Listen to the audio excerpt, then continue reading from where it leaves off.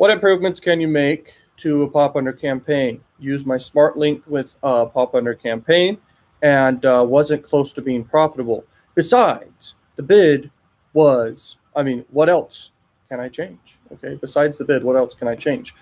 So you were running a pop under campaign and you're doing a Smartlink. Now, Smartlinks are cool.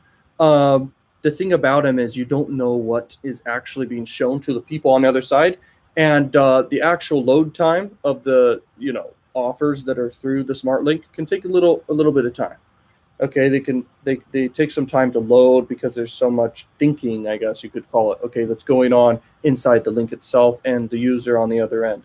And so they do promote inside the Smartlink high quality offers. Okay, they're not promoting crap offers to each person, and they're deciding what they're promoting to them based off location, based off where they're coming from, and based off their device type, connection type, stuff like this. Okay.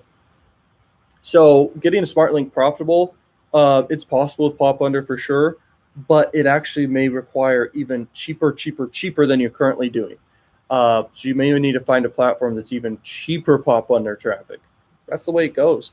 Because, and here's the other cool thing about Crakrevenue Smartlink, you get paid for back button redirects, you get paid for more pop under traffic. So the user will click on the whatever it's being showed to them, and you'll also get another pop under, and Crakrevenue will monetize that for you, and you get paid for that. Okay, I've made a lot of money just from those things. Okay, so the more traffic you're sending at volume, you're going to crush it. Okay, but you need to, in this case with the Smartlink, you literally have to, unless like you could do tier 1 country only for your Smartlink, or you could do totally global traffic with your Smartlink. The problem is that's so broad, you don't really know what's happening, but you can see in your analytics of your Crakrevenue, and you can see what countries are actually showing.